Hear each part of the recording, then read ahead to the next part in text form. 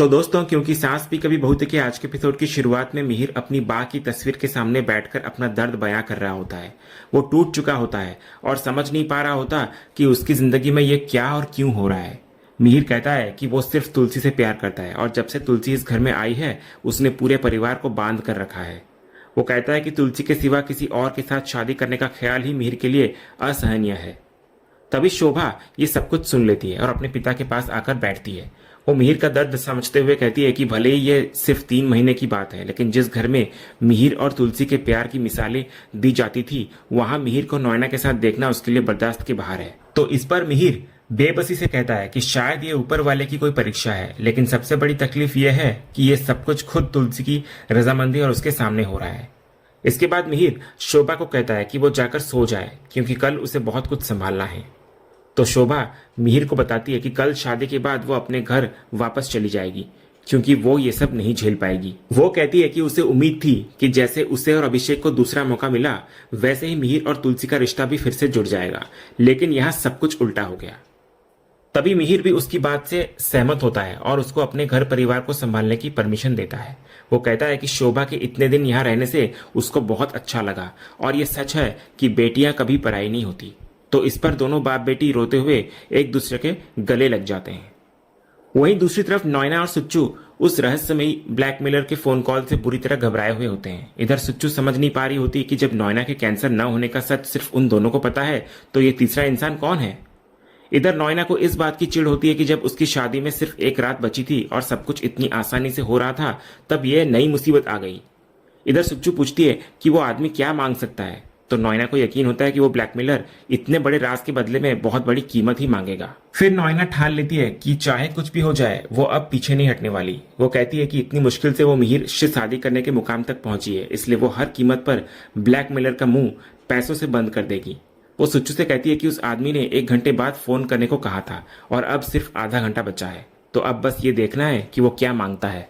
वहीं दूसरी तरफ परी अजय को एक जगह पर बुलाती है। इधर अजय घबराकर आकर पूछता है कि क्या सब कुछ ठीक है, तो परी उसको बताती है कि उसकी बहन संध्या का फोन आया था। फिर फ्लैशबैक में संध्या परी को बता रही होती है कि अजय ने घर में कह दिया है कि वो शादी करेगा तो सिर्फ परी से, वरना वो घर छोड़कर चला जाएगा। वो बताती है कि घर का माहौल बहुत खराब है और अजय की वजह से उन्होंने कई अच्छे रिश्ते ठुकरा दिए हैं। वो परी से कहती है कि वो समझती है कि शायद परी बदल गई है, लेकिन उसके मम्मी पापा ये सब नहीं भूल सकते। वो अपनी माँ के बर्ताव के लिए परी से माफी भी मांगती है और कहती है कि वो नहीं जानती कि इस सबको कैसे संभालेगी। वो ये सिर्फ एक बहन का फोन नहीं था, बल्कि एक परिवार की उस बेबसी का इजहार था जो अपने बेटे की जिद के आगे टूट रहा था।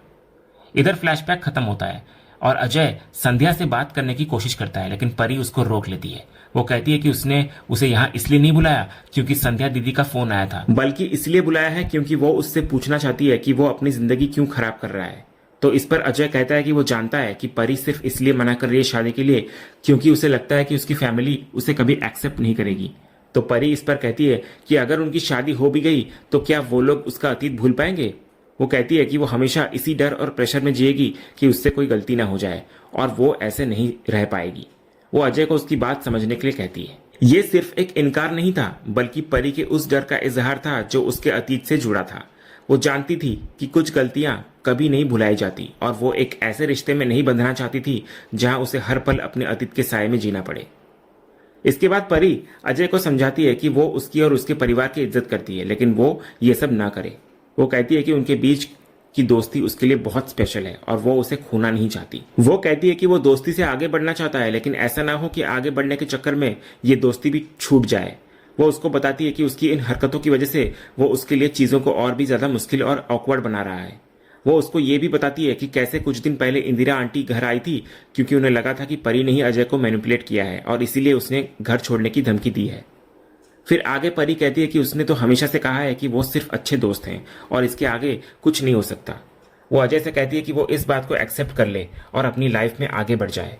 वो उसे अपने बेटे सनी के लिए किसी और से शादी करने की सलाह भी देती है, लेकिन अजय भी इधर अपनी बात पर अड़ा होता है। वो कहता है कि तुम दोस्त बनकर रहना चाहती हो ना परी, तो ठीक है, मैं अब हमेशा तुम्हारा दोस्त बनकर रहूंगा और दोस्ती में प्यार भी करता रहूंगा, पर किसी और से शादी नहीं कर पाऊंगा। वो कहता है कि रही बात सनी की, तो दुनिया में बहुत सारे सिंगल फादर्स हैं, तो मैं भी उसको अकेला पाल लूंगा। वो कहता है कि अब मैं तुम्हें और फोर्स नहीं कर रहा, तो तुम भी मुझे किसी और से शादी करने के लिए फोर्स न करो। इतना बोलकर अजय वहां से निकल जाता है। वहीं दूसरी तरफ नोएना और सुच्चू ब्लैक मिलर के फोन का इंतजार कर रही होती हैं। तभी 1 घंटे बाद फोन आता है। वो आदमी उधर से पूछता है कि उसने क्या सोचा है। तो नोएना कहती है कि वो उसे जानती तक नहीं है, तो वो कैसे बताए। तो वो आदमी कहता है कि उसे जानना भी नहीं है, पर उसे उसके लिए बहुत कुछ करना पड़ेगा, क्योंकि मिहिर वीरानी ने उसे बहुत कुछ दिया है और उसके पास भी बहुत पैसे होंगे, क्योंकि आखिरकार वो भी एक बिजनेस वुमेन है। तो नोएना समझ जाती है और पूछती है कि उसे कितने पैसे चाहिए। तो वो आदमी कहता है कि ज्यादा नहीं, बस उसकी जायदाद का आधा, यानी कि 50%। ये सुनकर नोएना का दिमाग खराब हो जाता है। वो कहती है कि वो पागल हो गया है क्या, वो उसकी जिंदगी भर की सेविंग्स उसे कैसे दे दे। वो कहती है कि वो सोच समझकर डिमांड करे। तो वो आदमी कहता है ठीक है, वो भी अब सोच समझकर ही बताएगा और 1 घंटे में फिर से कॉल करेगा। वो उसको ताना मारता है कि कल उसकी शादी है और वो उसे आज रात सोने नहीं दे रहा। वो धमकी देता है कि अगर उसे उसकी कीमत नहीं मिली तो वो उसका राज खोल देगा, जिससे उसकी शादी का सपना टूट जाएगा और मिहिर भी उसे नहीं छोड़ने वाला। इतना बोलकर वो फोन काट देता है। फोन कटने के बाद नोएना सोचती है कि आखिर कौन हो सकता है वो आदमी। तभी इतने में मुन्नी गर्म पानी लेकर उसके कमरे में आती है। तो नोएना उसको देखकर चुप हो जाती है और खांसने का नाटक करने लगती है। तो मुन्नी उसको तुरंत गुनगुना पानी देती है और नोएना इधर सुच्चू से अपनी दवाइयां मांगती है। वो मुन्नी के सामने दवा खाने का नाटक करती है। फिर मुन्नी के जाने के बाद वो उस दवाई को डस्टबिन में फेंक देती है। वो सुच्चू से पूछती है कि मुन्नी ने कुछ सुन तो नहीं लिया। तो सुच्चू कहती है पता नहीं, लग तो नहीं रहा था। इसके बाद सुच्चू दरवाजा अंदर से बंद कर देती है, लेकिन बाहर खड़ी मुन्नी सब कुछ सुन चुकी होती है। वो सोचती है कि नोएना आंटी को कोई धमकी क्यों दे रहा है और किस बारे में दे रहा है। वहीं दूसरी तरफ कहानी में देव और सलोनी के बीच एक तीखी बहस छिड़ जाती है। इधर देव सलोनी पर उसकी बातें छुपकर सुनने और मुन्नी को सब कुछ बताने का इल्जाम लगाता है। तो सलोनी बड़ी शांति से इसको इत्तेफाक बताती है और देव को साफ शब्दों में समझाती है कि वो मुन्नी को सम्मान दे और उन्हें भाभी कहकर बुलाए। तो देव मुन्नी को आज भी घर की नौकरानी समझता है, लेकिन सलोनी उसको आईना दिखाती है कि मुन्नी भाभी अब एक कलेक्टर है और इस परिवार की इज्जतदार बहू है, जिन्हें उसको अपनाना ही होगा। इसके बाद सलोनी असल मुद्दे पर आती है और देव से वो कड़वा सच पूछती है जो उसने शादी से पहले छुपाया था, कि देव सलोनी के मायके में घर जमाई बनकर ऐश करना चाहता है। तो इस पर देव अपनी इस लालची सोच को सलोनी के ऐशो आराम का नाम देकर सही ठहराने की कोशिश करता है, लेकिन सलोनी एक बेहद सुलझी हुई लड़की की तरह जवाब देती है। वो साफ कर देती है कि शादी के बाद अब ये ससुराल ही उसका असली घर है और वो अपने मायके के पैसों पर नहीं, बल्कि अपने पति की मेहनत की कमाई पर खुददारी की जिंदगी जीना चाहती है। सलोनी मुन्नी भाभी की मेहनत की मिसाल देती है, लेकिन कामचोर देव पर इसका कोई असर नहीं होता। वो मेहनत और खुददारी की बातों को फिल्मी बताकर टाल देता है। देव का मानना होता है कि जब उसे बिना मेहनत किए ऐशो आराम मिल रहा है तो वो काम क्यों करे। फिर वो सिरदर्द का बहाना बनाकर सोने की कोशिश करता है। तभी सलोनी उसे एक बड़ा झटका देती है। वो देव को बताती है कि उसने अपनी शादी के बाद वाली सूरत ट्रिप पूरी तरह से कैंसिल कर दिया है और उसने अपने मायके में भी मना कर दिया है। तो सलोनी का साफ कहना है कि वो अब अपने ससुराल में ही रहकर इस नए परिवार को समझेगी और उनके साथ वक्त बिताएगी। ये सुनकर देव बुरी तरह झल्ला जाता है। सलोनी के जाने के बाद वो अकेले में बड़बड़ाता है कि एक डायमंड किंग की बेटी होने के बावजूद सलोनी को ऐश से राजकुमारी की तरह रहना क्यों नहीं आता। दूसरी तरफ मिहिर के दिल और दिमाग में एक भारी उथल पुथल मची हुई होती है। कल होने वाली अपनी शादी के ख्याल से ही वो उसकी घबराहट और तड़प इतनी बढ़ जाती है कि वो खुद पर काबू नहीं रख पाता। अपनी इस बेचैनी को शांत करने के लिए वो आधी रात को सीधे तुलसी के कमरे में पहुंच जाता है। तुलसी उस वक्त गहरी नींद में सो रही होती है। मिहिर का मन इतना भरा हुआ होता है कि वो उसे आवाज देकर उठाने की कोशिश करता है ताकि वो अपने दिल का हाल कह सके, लेकिन थकान और नींद में होने की वजह से तुलसी कुछ नहीं सुन पाती। तभी अचानक वहां परी आ जाती है। वो देखती है कि मिहिर तुलसी को जगाने की कोशिश कर रहा है, तो वो उसको रोकती है और शांति से कमरे के बाहर ले आती है। इधर बाहर आकर जब परी मिहिर से उसकी इस घबराहट की वजह पूछती है तो मिहिर अपने दिल का सारा गुबार निकाल देता है। वो बताता है कि कल जो भी होने वाला है वो सोचकर ही उसका दम घुट रहा है और उसे अपना ये डर दूर करने के लिए इसी वक्त तुलसी से बात करनी है। इसके बाद मिहिर अपनी हताशा में ये तक कह देता है कि आखिर तुलसी खुद ये शादी करवाकर उसको जानबूझकर टॉर्चर क्यों कर रही है। तो इस पर परी बहुत ही समझदारी और गहराई से मिहिर को आईना दिखाती है। वो उसको समझाती है कि मिहिर सिर्फ अपना दर्द देख रहा है, लेकिन उसको तुलसी का दर्द भी समझना होगा, जो कल अपनी आंखों के सामने अपने ही प्यार को किसी और का होते हुए देखने वाली है। परी मिहिर को याद दिलाती है कि तुलसी ने यह फैसला क्यों किया, ये वो पहले ही साफ कर चुकी है। वो मिहिर को इस बात का एहसास कराती है कि तुलसी खुद टूटते हुए भी मिहिर की शादी की सारी तैयारियां अकेले संभाल रही है, जो किसी भी औरत के लिए एक बहुत बड़ा इमोशनल बोझ है। परी बताती है कि इस भारी बोझ और दर्द से लड़ते हुए तुलसी बड़ी मुश्किल से सो पाई है, इसलिए उसको इस वक्त जगाकर उसके दर्द को और बढ़ाना सही नहीं होगा। परी उसको सलाह देती है कि वो सुबह आराम से बात कर ले। तो इधर परी की ये गहरी बातें सुनकर मिहिर वहां से जाने तो लगता है, लेकिन उसका प्यार उसको आगे बढ़ने नहीं देता। उसके कदम अपने आप वापस तुलसी के कमरे की तरफ मुड़ जाते हैं। वो दरवाजे पर खड़ा होकर दूर से ही सोती हुई तुलसी को देख रहा होता है। उस वक्त मिहिर के चेहरे पर एक बहुत गहरी तड़प और खामोशी होती है, जैसे उसकी आंखें चीख चीख कर बता रही हो कि उसके सीने में हजारों बातें और शिकायतें दबी है जो वो तुलसी से कहना चाहता है, लेकिन चाहकर भी कुछ नहीं कह सकता। उधर दूसरी तरफ कहानी में माहौल पूरी तरह से गर्म होता है। मंगल जलन की आग में आकर अंगद का कॉलर पकड़ लेता है। वो अंगद पर फैक्ट्री का काम और भारती का प्यार दोनों छीनने का इल्जाम लगाता है और ऐलान करता है कि भारती सिर्फ उसकी है। लेकिन तभी भारती सबके सामने मंगल को करारा जवाब देती है और डंके की चोट पर कहती है कि वो शादी करेगी तो सिर्फ अंगद से। बौखलाया हुआ मंगल अपने आदमियों को अंगद को बाहर फेंकने का हुक्म देता है, लेकिन भारती ढाल बनकर अंगद के आगे खड़ी हो जाती है और सबको चेतावनी देती है कि वो अंगद को न छुएं। बात इतनी बढ़ जाती है कि मंगल बीकू को ताना मारते हुए अंगद को जान से मारने की धमकी भी दे डालता है।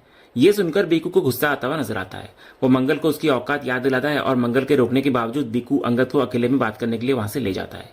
कुछ देर बाद बीकू अंगद के साथ वापस लौटता है और सबके सामने एक बहुत बड़ा फैसला सुनाता है। वो कहता है कि सबकी बातें सुनने के बाद उसने तय किया है कि भारती की शादी मंगल से बिल्कुल नहीं होगी। बीकू का यह फैसला सुनकर भारती की खुशी का ठिकाना नहीं रहता। तभी मंगल बौखलाकर बीकू से अपने वादा तोड़ने पर सवाल करता है। इस पर बीकू भी उसको कहता है कि उसका कल का फैसला भी भारती की खुशी के लिए था और आज का फैसला भी सिर्फ भारती के लिए ही है। तभी कहानी में एक फ्लैशबैक आता है जहां बीकू और अंगद अकेले में बात कर रहे होते हैं। इधर बीकू अंगद की खामोशी को भांपते हुए उससे सीधे सवाल करता है कि वो सच में क्या प्यार करता है भारती से। फिर वो अंगद को भारती के अतीत का एक बहुत बड़ा और दर्दनाक सच बताता हुआ नजर आता है कि कैसे पहले भी एक लड़के ने भारती से झूठे वादे किए थे, जिसके टूटने पर भारती ने अपनी जान देने की कोशिश भी की थी। फिर बीकू एक लाचार पिता की तरह अंगद को साफ अल्टीमेटम देता है कि या तो वो भारती से प्यार का इजहार करके शादी की जिम्मेदारी उठाए और यहीं पर रुक जाए, या फिर हमेशा के लिए यहां से चला जाए ताकि भारती उसको देखकर और न तड़पे। फिर फ्लैशबैक खत्म होता है। इधर वर्तमान में मंगल अपनी खुशी छीनते देख गुस्से में आग बबूला हो जाता है और अंगद पर हाथ उठाने के लिए दौड़ता है, लेकिन बीकू बीच में आकर उसको रोक देता है और साफ कहता है कि अंगद की रजामंदी के बाद ही उसने अपना ये अटल फैसला लिया है। वहीं दूसरी तरफ अंगद अंदर ही अंदर एक बहुत बड़ी कश्मकश में फंसा हुआ होता है। वो मन ही मन सोचता है कि उसने शादी के लिए हाँ सिर्फ मजबूरी में कहा है, क्योंकि वो अपनी कंपनी का काम अधूरा छोड़कर यहाँ से जा ही नहीं सकता था। वो तय करता है कि सही वक्त आने पर वो भारती और वृंदा दोनों को सारी सच्चाई बता देगा। वहीं इन सब बातों से अनजान भारती की खुशी का कोई ठिकाना नहीं होता। वो कजरी को अपनी बात सच साबित होने पर इतराती है और खुशी के मारे अपने पिता के गले लग जाती है। इधर फैक्ट्री की लड़कियां भी उसे इतना पढ़ा लिखा लड़का मिलने पर लकी मानती है। भारती पूरी तरह से अपने प्यार के जश्न में डूबी होती है, लेकिन तभी अचानक वो देखती है कि अंगद वहां से कहीं गायब हो चुका होता है। वहीं दूसरी तरफ अंगद अकेले में अपनी ही परछाई से बात करते हुए उलझ रहा था। उसकी परछाई उसको डराती है कि अगर उसने अपनी पत्नी वृंदा या भारती को सच बताया तो भारती बर्दाश्त नहीं कर पाएगी और पिछली बार की तरह फिर से अपनी जान दे देगी। तब उसकी मौत का इल्जाम सिर्फ अंगद पर होगा। इस खौफनाक ख्याल से अंगद घबराने लगता है। वो तय करता है कि हालात बिगड़ने से पहले उसे अकेले में अपनी पत्नी वृंदा को सारी सच्चाई बतानी ही होगी। वहीं दूसरी तरफ फैक्ट्री में जश्न का माहौल होता है। बीकू और भारती दोनों शादी की खुशी में पूरी फैक्ट्री में मिठाई बांट रहे होते हैं। तभी इस मिठाई को लेकर मंगल के आदमियों के बीच भी वफादारी और गद्दारी पर तीखी बहस होती हुई नजर आती है। बाहर का ये शोर सुनकर वृंदा आ जाती है बाहर। अंगद वृंदा को अकेला देखकर उसको सारी सच्चाई बताने के लिए साइड में ले ही जा रहा होता है कि तभी अचानक बीकू वहां आकर वृंदा को रोक देता है और उसे भी मिठाई देता है। वृंदा के पूछने पर बीकू खुशी खुशी वृंदा को कहता है कि भारती की शादी तय हो गई है। ये सुनकर वृंदा बहुत खुश नजर आती है और अंगद की तरफ देखकर पूछती है कि तुम भी तो बहुत खुश होंगे ना अंगद। लेकिन तभी बीकू वो सच बोलता है जो वृंदा की दुनिया उजाड़ देता है। बीकू कहता है कि भारती की शादी किसी और से नहीं बल्कि अंगद से ही हो रही है। तो ये बात सुनते ही गहरे सदमे के मारे वृंदा के हाथों से मिठाई छूटकर जमीन पर गिर जाती है। अपने ही पति को किसी और का होते हुए सुनने का दर्द वृंदा से बर्दाश्त नहीं होता। वो पूरी तरह टूटती हुई नजर आती है और सबके सामने खुद पर से काबू खो बैठती है। आंसुओं से डूबी वृंदा सीधे अंगद के पास जाती है और रोते हुए झकझोर कर उसका कॉलर पकड़ लेती है। एक टूटे हुए दिल और धोखे के एहसास के साथ वृंदा अंगद से जवाब मांगती है। वो उससे पूछती है कि आखिर उसने इतना बड़ा विश्वासघात क्यों किया। वो अंगद से कहती है कि उसने तो वादा किया था कि हालात को वो संभाल लेगा, तो फिर उसने ऐसा क्यों किया। वृंदा की आंखों में सिर्फ सवाल और दर्द होता है और अंगद के पास कोई जवाब नहीं होता। तभी इस ड्रामे के बीच भारती कूद पड़ती है। भारती इस बात से पूरी तरह अनजान होती है कि वृंदा अंगद की असली पत्नी है। उसे लगता है कि वृंदा बिना वजह अंगद पर हमला कर रही है। अपने प्यार को यूं सबके सामने इंसल्ट होता देख भारती गुस्से में आ जाती है। वो तुरंत बीच बचाव करती है और तमतमाते हुए वृंदा को झटके से पीछे धक्का देती है। और चीखते हुए उसको कहती है कि वो उसके अंगद से दूर रहे। ये शब्द सुनते ही वृंदा के आंसू सूख जाते हैं और वो पूरी तरह हैरान नजर आती है। उसके मुंह से एक शब्द नहीं निकलता। वो बस एक हारी हुई, बेबस और लाचार पत्नी की तरह रोती हुई आंखों से अंगद को देखती रह जाती है। और इसी सीन के साथ आज का ये एपिसोड यहीं पर खत्म होता है। तो दोस्तों, आपको आज का ये एपिसोड और इसका अपडेट कैसा लगा, अपनी राय हमें कमेंट बॉक्स में जरूर बताएं। अगर आपको आज का ये वीडियो पसंद आया हो तो वीडियो को लाइक करें, शेयर करें और हमारे चैनल को सब्सक्राइब करके बेल आइकन जरूर दबाएं, ताकि क्योंकि सांस भी कभी बहुत के अगले धमाकेदार एपिसोड का अपडेट आपको सबसे पहले मिले। तब तक के लिए धन्यवाद।